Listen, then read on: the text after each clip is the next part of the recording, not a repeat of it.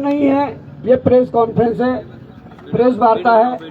कोई भी बीच में ना तो ताली बजाएगा, कोई भी बीच में ना तो नारेबाजी करेगा, कोई भी बीच में कुछ नहीं करेगा। बस शांत बैठना है, आपको सुनना है। सवाल करेंगे तो पत्रकार साथी करेंगे, आप लोगों को सुनना है। उसके बाद स्क्रीन लगी है, आपको स्क्रीन में भी सब कुछ दिखेगा। पर जब तक यहाँ से प्रेस वार्ता चलेगी तब तक किसी को कुछ नहीं बोलना। तो शुरू करें? करो बिल्कुल बिल्कुल भाई, लेट हो रहा है।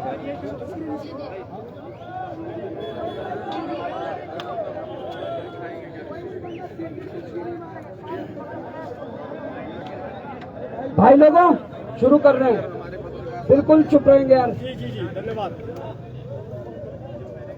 औपचारिकताओं पर न जाते हुए आज इस परेड मैदान के आंदोलन स्थल पर उपस्थित हमारे सम्मानित पत्रकार बंधु, डिजिटल मीडिया के हो, प्रिंट मीडिया के हो या इलेक्ट्रॉनिक मीडिया के हो, सभी का हार्दिक स्वागत और अभिनंदन। आपको इतनी रात को परेशानी दी उसके लिए क्षमा प्रार्थी हैं, पर मामला ऐसा था कि आप लोगों के सामने, जनता के सामने रखना जरूरी था। आप भली भांति विदित है कि आंदोलन चल रहा है, ये आंदोलन चल रहा है और इस आंदोलन में उत्तराखंड बेरोजगार संघ द्वारा इसका नेतृत्व किया जा रहा है। और आंदोलन का आज दूसरा दिन था, लगभग 50 घंटे से ज्यादा इसको हो गया है। सुबह माननीय मुख्यमंत्री जी उत्तराखंड बेरोजगार संघ के डेलीगेशन को वार्ता के लिए बुलाते हैं। उत्तराखंड बेरोजगार संघ के जो डेलीगेशन जाता है वो अपनी मांगे रखता है, जिसमें सीबीआई जांच से लेकर पुनर्परीक्षा से लेकर और जो एक असिस्टेंट प्रोफेसर पर गलत मुकदमा हुआ था उसको वापस लेने से लेकर आयु सीमा या परीक्षा परिणाम में पारदर्शिता को लेकर ये तमाम मांगे थी। पर मुख्यमंत्री जी को शायद वो मांगे रास नहीं आई। इसके बाद होता है षड्यंत्र। इसके बाद क्या षड्यंत्र होता है? इसके बाद मुख्यमंत्री जी षड्यंत्र रचते हैं। वो कहते हैं कि इनकी भारी भरकम मांगों को कौन मानेगा, सीबीआई जांच हम क्यों अपने पैरों में कुल्हाड़ी माने, ये उनकी मानसिकता है। वो षड्यंत्र रचते हैं और परीक्षा बचाने और परीक्षा में सम्मिलित नकल माफियाओं को बचाने के लिए एक षड्यंत्र रचते हैं। वो क्या करते हैं? एक नकली संयुक्त प्रतियोगिता परीक्षा छात्र मंच बनाते हैं। एक नकली संयुक्त प्रतियोगिता परीक्षा छात्र मंच बनाकर हरिद्वार के लक्सर से लगभग 235 बच्चों को बड़ी 4 से 5 बसों में भरकर देहरादून एकता विहार धरना स्थल पर लाते हैं। और ये वो बसें हैं जिस बस के आगे बैनर लगा हुआ है, ये स्क्रीन में भी आपको दिखेगा, बाद में फोटो के माध्यम से भी देंगे। ये बस के आगे बैनर लगा हुआ है जिसमें संयुक्त प्रतियोगिता परीक्षा छात्र मंच लिखा हुआ है। और ऐसी 5-6 बसें होती है जिसमें लगभग 235 बच्चों को लक्सर से देहरादून एकता विहार धरना स्थल पर लाया जाता है। और वहां नारेबाजी की जाती है, वहां नारेबाजी की जाती है कि परीक्षा परिणाम घोषित करो। वहां ये नारेबाजी की जाती है कि परीक्षा परिणाम घोषित करो। और नारेबाजी करने वाले कौन लोग होते हैं? बीए, बीएससी, बीकॉम के फर्स्ट और सेकंड सेमेस्टर वाले छात्र। और यह परीक्षा कौन सी थी? Graduate level. ग्रेजुएट लेवल की यह परीक्षा थी जिसकी वो परीक्षा परिणाम की मांग करते हैं। जब हमें भनक लगती है, जब हमें सूचना मिलती है कि एकता विहार में भारी भरकम पुलिस बल पहुंचा हुआ है और वहां पर कुछ छात्र पहुंचे हुए हैं जो परीक्षा परिणाम घोषित करने की मांग कर रहे हैं, और मुझे लगता है कि सलाहकार चेंज करने पड़ेंगे मुख्यमंत्री जी को। वो जो सारे युवा आए थे 235 बच्चे, वो सारे ड्रेस में थे, वो टाई पहनकर आए थे क्योंकि वो किसी कॉलेज से उठाए गए थे। और वो सारे बच्चे फर्स्ट और सेकंड सेम के बच्चे थे। जब हमें भनक लगी तो इसी जगह से हमने अपनी टीम को एकता बिहार भेजा और जैसे ही हमारी टीम वहां एंटर होती है उन्हें भनक लगती है, उनको जल्दी जल्दी बसों में भरा जाता है और बसों को फिर हरिद्वार की तरफ दौड़ाया जाता है। हमारे लोग यहाँ से पीछा करते हैं और हमारे लोग अपने उत्तराखंड स्वाभिमान मोर्चा के जो हमारी टीम है ऋषिकेश की, उनको कॉल करती है कि इस प्रकार की घटना हुई है और आप सामने आइए नेपाली फार्म तक और रोकिए। ऋषिकेश की टीम की तत्परता की वजह से नेपाली फार्म में उनको रोका जाता है और तब तक पीछे से जो यहाँ से टीम जाती है वो भी पहुंच जाती है। जब बसों को रोका गया, जब उन छात्रों से पूछा गया तो उन छात्रों ने बिल्कुल सच्चाई को कबूला, उनसे सच्चाई उगलवाई गई। उन्होंने इस बात को कबूला कि उन्हें कॉलेज से जब ले जाया गया तो उनको कहा गया कि देहरादून मुख्यमंत्री से मिलवाने ले जा रहे हैं और पुरस्कार वितरण भी होगा। अब वो क्या पुरस्कार थे वो हम नहीं जानते, परंतु बच्चों ने इस बात को स्वीकारा है जिसके हमारे पास एविडेंस है। और उन्होंने इस बात को स्वीकारा है कि वहां नारे लगाए गए, हमसे नारे लगाने के लिए बोला गया, जिसमें नारा था परीक्षा परिणाम जारी करो। जो बात उन्होंने कबूल की है, जो बात उन्होंने स्वीकार की है। इसी बीच उत्तराखंड DIPR पर एक पोस्ट अपलोड होती है। ये सरकारी पेज है हमारे उत्तराखंड सरकार का, और उस पोस्ट में लिखा जाता है कि संयुक्त प्रतियोगिता परीक्षा छात्र संघ लिखा जाता है, जबकि जो बैनर लगा हुआ है वो मंच का है। जो ज्ञापन है, जो ज्ञापन मुख्यमंत्री जी को दिया गया, राम भाई ज्ञापन दिखाइए, वो ज्ञापन लेटर पैड बना रखा है संयुक्त प्रतियोगिता परीक्षा छात्र मंच की तरफ से। तो पोस्ट डाली जाती है कि इस मंच की ओर से अनुरोध किया गया है कि जो परीक्षा हुई है वो पूरी तरह पूर्णतः निष्पक्ष, पारदर्शिता एवं नकल विहीन तरीके से संपन्न हुई है। ये उनका कहना है। जो BA, BSc, BCom first year और सेकंड ईयर या फर्स्ट सेम सेकंड सेम के बच्चे हैं। अब सोचिए कोई मुख्यमंत्री इतना कैसे गिरता है और क्यों गिरता है। यहाँ आंदोलन चल रहा है, यहाँ वो सारे बच्चे हैं जिन बच्चों ने परीक्षा दे रखी है। वो सारे बच्चे हैं जो लगातार कई सालों से मेहनत कर रहे हैं। अब इसलिए मुझे लगता है कि इसलिए इतने नीचे गिर गए मुख्यमंत्री। उनकी हरकतों से लगता है कि पेपर में छोटी मोटी धांधली नहीं, बड़े स्तर की धांधली हुई है, जिसको बचाने के लिए इस प्रकार के षड्यंत्र करने पड़ रहे हैं कि कॉलेज और स्कूलों के बच्चे मंगवाने पड़ रहे हैं और इन लोगों के खिलाफ नारे लगवाने पड़ रहे हैं परीक्षा परिणाम जारी करवाने के लिए। और इसीलिए अपने मंत्रियों विधायकों से भी एक ही लाइन बुलवा रहे हैं कि पेपर लीक नहीं हुआ, 3 पन्ने बाहर आए हैं। अब ये परीक्षा बचाने के लिए षड्यंत्र है और परीक्षा इसलिए बचाई जा रही है। अगर इसमें कई लोगों से लाखों रुपए नहीं लिया होता, करोड़ों रुपए नहीं लिया होता, निश्चित ही ये परीक्षा आज तक निरस्त हो गई होती और आगे की तिथि भी घोषित हो जाती। परंतु इसमें फंसा हुआ है करोड़ों रुपए। करोड़ों रुपए फंसने के बाद इस प्रकार के षड्यंत्र किए जा रहे हैं। ये षड्यंत्र बड़ा है, परंतु इन चोरों का कोई पता नहीं है ये आगे क्या षड्यंत्र करते हैं। ये भी मैं अभी बता दे रहा हूं। कल हो सके, कल या परसों में कोई एक और षड्यंत्र हो। जिस खालिद की ये बात करते हैं, मुझे लगता है कि वहां भी क्या षड्यंत्र करते हैं और खालिद से क्या बुलवाते हैं प्रेशर में लाने के लिए। क्योंकि सोशल मीडिया पर कई महीनों से एक पेज चल रहा है, वसूली अभियान मोर्चा का पेज, जिसमें मोस्टली बॉबी पवार, त्रिभुवन चौहान, स्वाभिमान मोर्चा के लोग या बेरोजगार संघ के लोग जो बॉबी पवार के साथ खड़े रहते हैं, उनको बदनाम करने की हर दिन पोस्टें डलती हैं। वसूली अभियान मोर्चा पेज जो है, इस प्रदेश का मुख्यमंत्री एक पुलिस अधिकारी के माध्यम से चला रहा है। इस प्रदेश का मुख्यमंत्री धामी एक पुलिस अधिकारी के माध्यम से चला रहा है।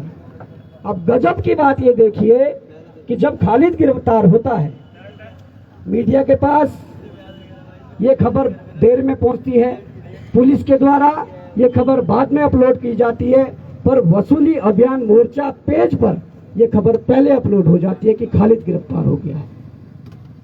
तो ये कितनी गंभीर बात है। और मैं अभी कह रहा हूं ना कि पुलिस अधिकारी के माध्यम से मुख्यमंत्री ये पेज चला रहे हैं। मुझे उस पुलिस अधिकारी का नाम पता है, मैं अभी नहीं खोलना चाहूंगा। मुझे उस पुलिस अधिकारी का नाम पता है जो इस षड्यंत्र के पीछे है। अब बात यह है, ये तो स्पष्ट हो गया कि परीक्षा में बड़े लेवल की धांधली हुई है, क्योंकि इस प्रकार के षड्यंत्र तभी किए जाते हैं, इस प्रकार के डेलीगेशन तभी बुलाए जाते हैं।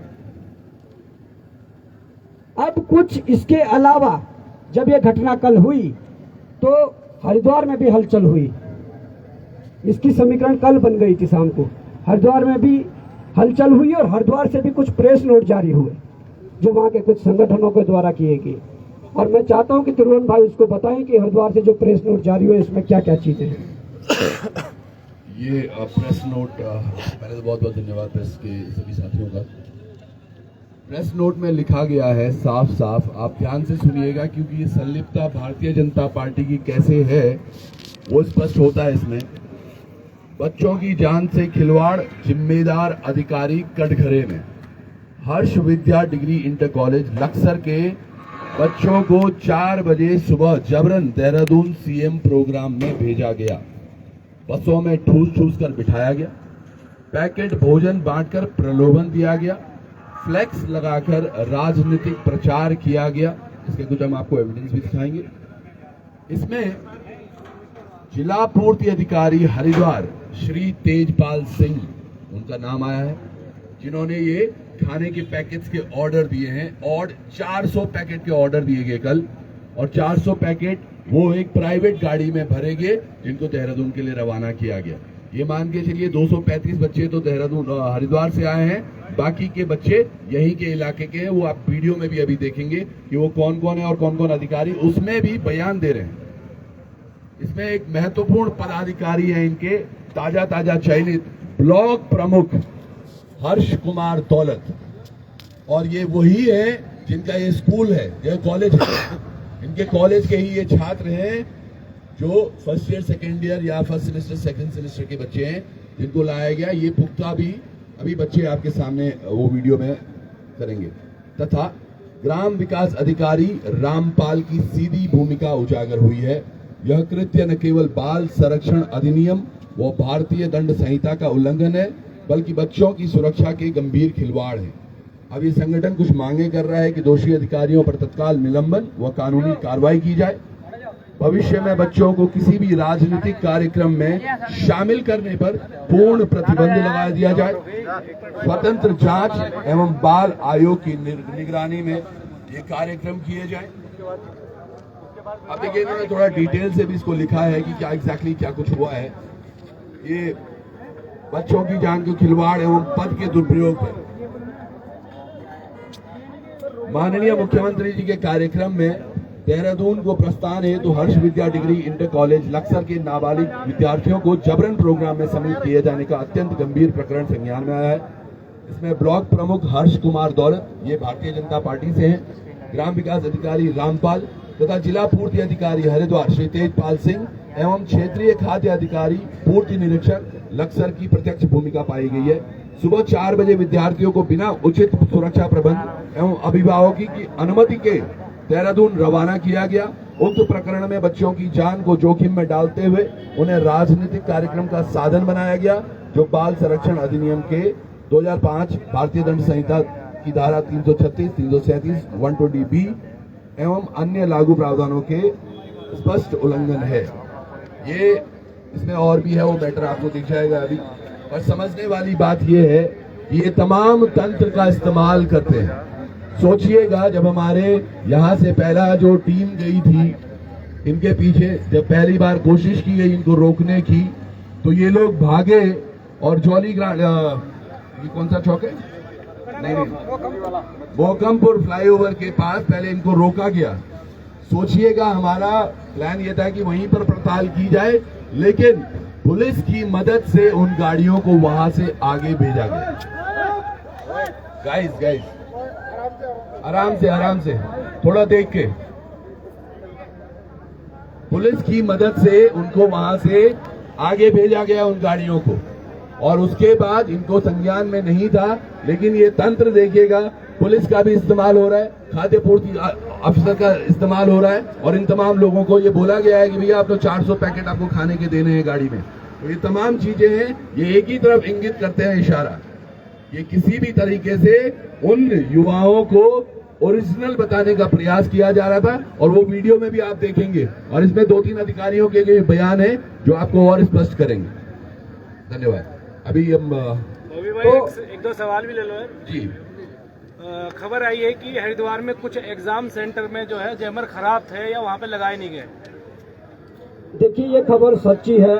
जिस सेंटर से वो एक स्क्रीनशॉट जो बाहर आए 3 पन्ने, उसके अलावा अधिकतर सेंटर ऐसे थे जहां 4G जो जैमर है उसका यूज किया गया, जबकि आजकल हर एक क्षेत्र में 5G नेटवर्क चलता है जो कि 4G जैमर उसे रोकने में सक्षम है, और इस प्रकार की गतिविधि अगर एक सेंटर में हुई है तो कई सेंटरों में वो हो सकती है। बॉबी भाई, खालिद जी की गिरफ्तारी हो गई है, उसके बाद भी अब जो मास्टरमाइंड बोला जा रहा है पुलिस की तरफ से, उसकी गिरफ्तारी होगी और 1-2 की गिरफ्तारी और सुनिश्चित होनी है। देखिए, अगर खालिद जी की गिरफ्तारी हुई है और पुलिस मास्टरमाइंड किसी औरों को बता रही है, तो स्पष्ट हो गया कि बड़े लेवल पर पेपर की खरीद फरोख्त हुई है, बड़े लेवल पर पेपर बिका गया है, बड़े लेवल पर धांधली हुई है। तो इस बात को स्वीकार कर लेना चाहिए। पर मुझे ऐसा लगता है कि जो मुख्यमंत्री जी चाहते हैं कि फर्जी बच्चे बनाकर, फर्जी अभ्यर्थी बनाकर अगर लक्सर से 235 बच्चों को भरकर लाओगे, उनसे नारेबाजी कराओगे, तो क्या सच्चाई सामने नहीं आएगी? मीडिया मैनेजमेंट एक हद तक कर सकते हो, पर हमारे खुफिया तंत्र को नहीं तोड़ सकते हैं। हमें तो दिन में ही खबर लग गई थी कि हरिद्वार में इस प्रकार की चीजें, पर मैंने दिन में सोचा कि मुख्यमंत्री से मिलने आ रहे हैं और फोटो खिंचवा के मोदी जी को भेजना चाह रहे होंगे, पर यह भनक तो मुझे बाद में लगी जब एकता विहार पहुंचे कि इस प्रकार का इनका कार्यक्रम है। हमारा भी तंत्र है, ठीक है, ईश्वरी कृपा से सारे पता लग जाता है, परंतु इस प्रकार की जो कार्रवाई है मुख्यमंत्री के द्वारा, ये सीधे सीधे इंगित करती है कि बड़े स्तर पर पेपर की खरीद फरोख्त हुई है, बड़े स्तर पर पैसा लिया गया है। उन लोगों को बचाने के लिए, उस पैसे को बचाने के लिए इस प्रकार के प्रपंच रचे जा रहे हैं। अच्छा, आगे क्या रणनीति रहेगी? देखिए, साफ रणनीति है। मुख्यमंत्री यहाँ पर नंगे हो गए हैं, उनकी पोल खुल गई है। अब भी अगर उनके पास कुछ बोलने के लिए बचता है, सारे स्क्रीनशॉट है, सारे एविडेंस है, वो चश्मदीद गवाह उनके जो बच्चे हैं जो आए थे, उनके बयान हैं, जिन्होंने कहा कि हमें जबरदस्ती लाया गया, ठग कर लाया गया और हमसे नारेबाजी करवाई गई कि परीक्षा परिणाम जारी करो। तो ये क्या था? ये सीधा सीधा कहीं ना कहीं ये उन माफियाओं को बचाने का रास्ता है जिन माफियाओं के लिए इतने युवा सड़कों पर लड़ रहे हैं। इसके अलावा कोई किसी का सवाल? सर, आपको लगता है कि देहरादून जिले में पेपर लीक हुआ है या अन्य जिलों में पेपर लीक हुआ है? देखिए, जिस प्रकार की ये चीजें सामने आई है और जो बचाने के लिए जो प्रपंच रचे जा रहे हैं, इससे ये साबित होता है केवल यही पेपर नहीं, ये नकल रोधी कानून तो इसके इनका ढकोसला था, ये तो एक दिखावा था। लगातार पेपर लीक हो रहे हैं, सब पेपर सेट हो रहे हैं, सब में पैसे लिए जा रहे हैं। और अगर वो लोग सामने आना चाहेंगे जिन्होंने हमारे पास बोला है कुछ बच्चों ने कि उन्हें मुख्यमंत्री आवास से तक 15 लाख के ऑफर आए थे परीक्षा के लिए, अगर वो सामने आना चाहेंगे तो जरूर 1-2 दिन में वो भी सामने आएंगे। अगर नहीं आना चाहेंगे तो हमें किसी माध्यम से कुछ ऐसे एविडेंस दें, हम जनता के सम्मुख रखेंगे, मीडिया के सम्मुख रखेंगे, क्योंकि लोगों को ये डरा रहे हैं, लोगों को गलत फंसा रहे हैं। तो ये इसके बाद क्या आप इसी तरीके से धरना प्रदर्शन करोगे, न्यायालय का रुख भी करोगे? देखिए, न्यायालय का रुख भी होगा, लोकतांत्रिक तरीके से आंदोलन भी होगा और युवाओं को अब आह्वान भी होगा कि जो युवा ये सोचकर बैठा था कि एक आध सीट बिक गई होगी या पेपर कैंसिल होगा तो उनका नंबर आ जाएगा, अब उन युवाओं को जागने की जरूरत है, उनके अभिभावकों को जागने की जरूरत है कि ये पेपर छोटे स्तर पर नहीं, बड़े स्तर पर बिका गया है। अगर इसके लिए इतना बड़ा मैनेजमेंट किया जा रहा है फर्स्ट सेम और सेकंड सेम के बच्चों को लाकर नारेबाजी की जा रही है रिजल्ट निकालने के लिए, तो आप समझो कि कितना बड़ा स्तर का इसमें करोड़ों रुपए का घोटाला हुआ। अच्छा, ये जो अभी जो घटनाक्रम हुआ है, ताजा घटनाक्रम, तो इसके संदर्भ में कल क्या रणनीति है आपकी कल के लिए? देखिए, कल साफ रणनीति है। आज यहीं सो रहे हैं, कल भी यहीं सोए थे, और कल नया सवेरा है। पूरे हमारे युवाओं को आह्वान किया गया है, और जितने युवा साथी यहाँ हैं, अपने यार दोस्त, अपने भाई बहन जितने भी परिचित हैं, सबको बुलाइए, क्योंकि आपने सारी दशा देख ली है, और बाकी दशा आप यहाँ पर स्क्रीन पर देखोगे कि किस प्रकार की चीजें हैं। बॉबी भाई, सॉल्यूशन क्या है इसका? सॉल्यूशन क्या है? हम लंबे समय से मांग कर रहे हैं, आप सीबीआई जांच करिए। सीबीआई ये लाना नहीं चाह रहे, क्योंकि इन लोगों के कितने लोग उसमें फंसेंगे, इसलिए ये लाना नहीं चाह रहे। आप सीबीआई लाइए। आज तक इस डर से सीबीआई आप नहीं ला रहे थे, क्योंकि आपके लोगों पर अंगुली उठती थी। पर मैं आज के अखबार में पढ़ रहा था, आज के अखबारों में इशारा बॉबी पवार की तरफ भी किया गया था कि बॉबी पवार पर शिकंजा कसा जाएगा। तो अब तो सीबीआई लाने में कोई हर्ज नहीं होना चाहिए, कोई दिक्कत नहीं होनी चाहिए। आप उत्तराखंड में सीबीआई लाइए और बॉबी पवार से शुरुआत कीजिए। बॉबी पवार से सीबीआई जांच की शुरुआत होनी चाहिए, और उसके बाद इन दलालों, इन माफियाओं की सबकी जांच होनी चाहिए। तब जाकर इन युवाओं के भविष्य को बचाया जा सकता है, नहीं तो नहीं। जिस तरीके से आज आंदोलन को रोकने के लिए सरपंच रखा गया, कल भी ऐसा हो सकता है कि क्या तैयारी है बेरोजगार संघ की? बिल्कुल हो सकता है। जब लक्सर से यहाँ बच्चे कई बसों में भर भर कर पहुंचाए गए, ये कुछ भी कर सकते हैं। मैंने बताया ना कि खालिद गिरफ्तार हुआ है, खालिद से कुछ भी बुलवाया जा सकता है, दूसरा कोई षड्यंत्र रचा जा सकता है। ये लोग नंगे हो चुके हैं, इनका इंटेलिजेंस नंगा हो चुका है, मुख्यमंत्री नंगे हो चुके हैं, इनके लोग नंगे हो चुके हैं। जिस प्रकार से हमारी टीम इनके पीछा करने गई, जिन्होंने ये पूरा रिकॉर्ड करके लाया बच्चों के जो बयान थे, जिस प्रकार से पुलिस प्रशासन के द्वारा हमारे लोगों को गिरफ्तार करने की कोशिश की गई, उनको परेशान करने की कोशिश की गई, और पुलिस सुरक्षा में उन बसों को निकलवाया गया, इससे साफ साबित होता है कि ये वर्दी में भाजपा का काम कर रहे हैं। ये पट्टा नहीं डाला हुआ, बस भाजपा का काम कर रहे हैं वर्दी में। कल की तैयारी है, बड़ी मात्रा में युवा आएंगे और अपने आंदोलन को अंजाम तक पहुंचाएंगे। देखिए, एक और चीज है इसमें थोड़ा मैं ऐड करना चाहूंगा प्लीज। जैसे कि आप सबको मैं एक थोड़ा सा क्वेश्चन भी है, समझिएगा। मुझे नहीं लगता कोई बेरोजगार युवा आज तक धामी जी से डायरेक्ट फोन पर बात कर पाया हो, या किसी भी माध्यम से, ओएसडी या किसी भी अन्य के। आज जब बेरोजगार संघ की डेलीगेशन मुख्यमंत्री धामी से मिलने गई, तो उन्होंने जो अध्यक्ष हैं बेरोजगार संघ के, उनसे एक बात कही थी। वो क्या बात थी राम जी, आप बताएंगे जरा? देखिए, बात यही थी, उन्होंने कहा है कि इस परीक्षा को एक तरह से दोबारा ना कराने को लेकर कई जो छात्र हैं उनको जो है डायरेक्ट कॉल किया जा रहा है मुख्यमंत्री पुष्कर सिंह धामी को। तो मुख्यमंत्री धामी जी को डायरेक्ट फोन किया जा रहा है उन बच्चों के द्वारा। 1905 पे तो कॉल मिलता नहीं है, जिन्होंने 15 लाख दिए हैं, साफ सीधी बात है। बिल्कुल। दूसरा, निराधार और गलत तथ्य प्रस्तुत करने वालों पर नकल रोधी कानून अप्लाई होता है। तो मुझे लगता है इसकी शुरुआत यकीनन DIPR और इनके जो तमाम पेजेस हैं, जो वसूली अभियान मोर्चा भी चला रहे हैं, वही धाकड़ धामी का पेज भी चला रहे हैं, इन पर भी ये बराबर कानूनी कार्रवाई होनी चाहिए। आप थोड़ा वीडियोस अब देखेंगे वन बाय वन। बहुत बहुत धन्यवाद आपसे।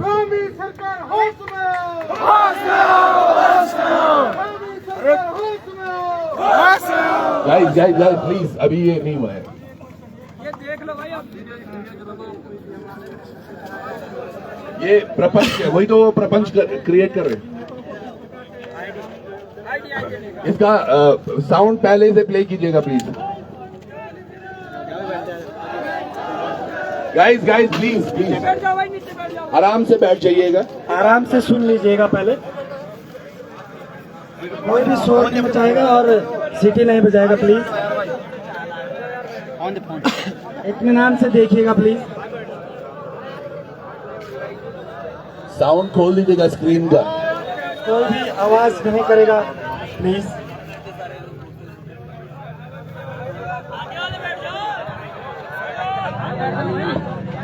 कोई भी शोर नहीं करेगा प्लीज साथियों। हल्ला नहीं करेंगे और आगे वाले विनम्र निवेदन है, ये हमारे तो क्या हो रहा था वहाँ सर? 1-2 तंबू लगे थे, छोटा सा ग्राउंड था।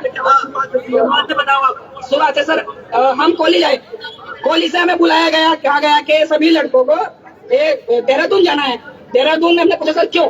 उन्होंने कहा गया कि CM सर आएंगे थोड़ा डिस्कशन होगा और एक कंपटीशन होगा रेस का, और उसके आपको सर्टिफिकेट भी दिए जाएंगे, उसका लाभ भी होगा आपको। यह कहकर हमें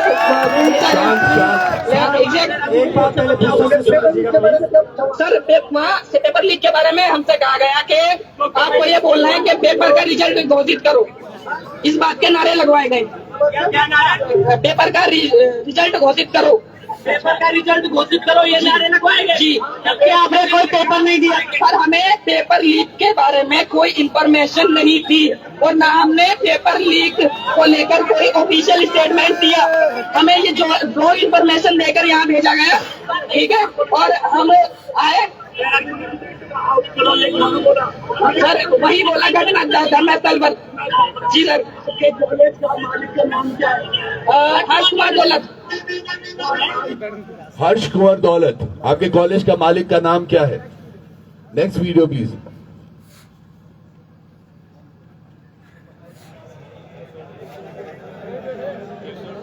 ये सुबह जब बस तैयार हो रही थी, आगे प्लीज।